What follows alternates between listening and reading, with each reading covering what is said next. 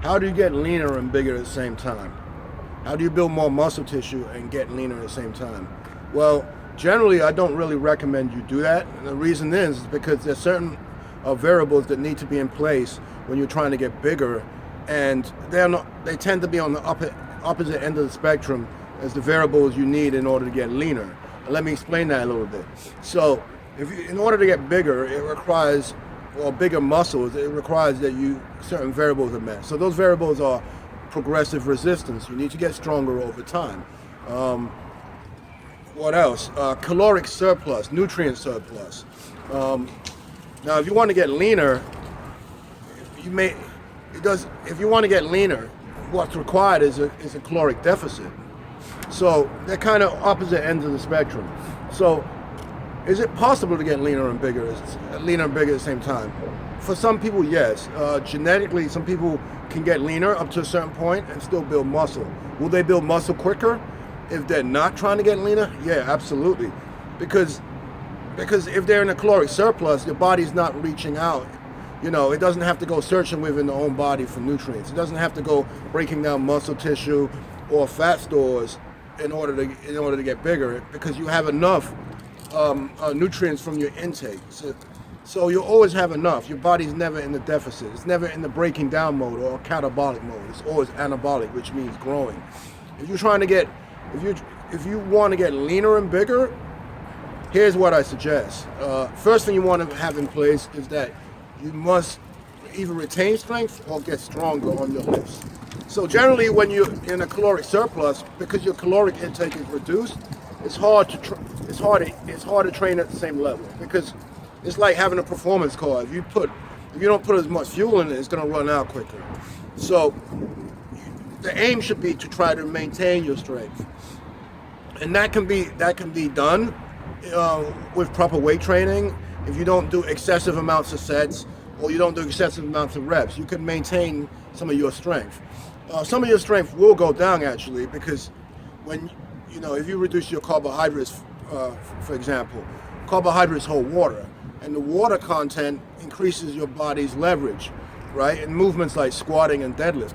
So by just reducing your carbohydrates, sometimes your lift will go down a little bit, but you want to maintain as much strength as you can. So that's important. Another thing I suggest is you do gradually over time. So what does that mean? If you have a goal to lose 20 pounds of body fat, and you want to gain 5 pounds of muscle, it's possible you could do that if you try to lose maybe half a pound a week of fat, or maybe at most like maybe 1 pound a week of fat. You can still build some muscle on top of that, because the caloric deficit isn't extreme, and if your training is intense enough and providing you're meeting your basic nutrients needs like protein, carbohydrates, and fat, it's possible to gain. So if you do it slowly, it's possible. Beginners tend to be able to do this. They tend to be able to build muscle tissue and get leaner at the same time. And the reason for that is because they're new to exercise. And because they're new to exercise,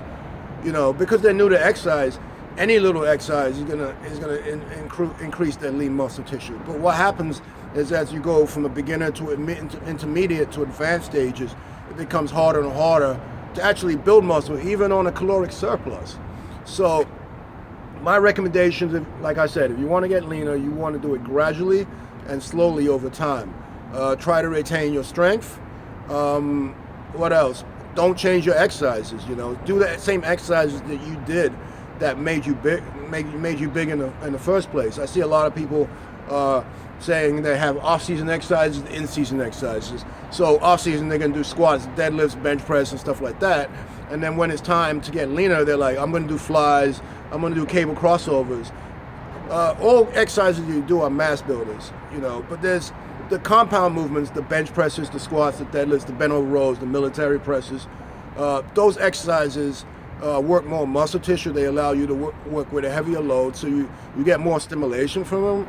And also, they tend to increase your testosterone and human growth hormone, your anabolic hormone production. And when you're in a caloric deficit, which is required in order to get leaner, when you're in that caloric deficit, you want to do whatever you can in order to maintain your hormonal levels at optimum peak. Here's another thing: when you're reducing caloric intake, I would recommend most of your reduction comes from carbohydrates. You don't want to drop them extremely low because high intensity exercise actually, if you're training high intensity, it helps to have some form of carbohydrates, particularly starches in your diet. But when you're trying to get leaner, I would recommend a reduction slightly in your starches. So potatoes, rice, what else? Breads, grains, oatmeal. You reduce a little bit and up your fiber a little bit. So up your fiber from broccoli, kale, spinach, etc., etc. Fat intake, I would say around 15%. Around 50% will maintain hormonal levels. If you drop it too low, you're going to see a decline in sex drive, in terms of motivation and things like that, because testosterone testosterone is relying on fat intake. So too low fat intake, your testosterone decline. You won't be able to get any wood. So what I do recommend is eating a well-balanced diet, maybe 1 gram of protein per pound of body weight, and then just make it up. Manipulate your carbohydrates through starches and fiber, and keep your fat intake around 15 to 12%. And that should make a difference. So try that in order to get leaner and bigger and see what happens to your body.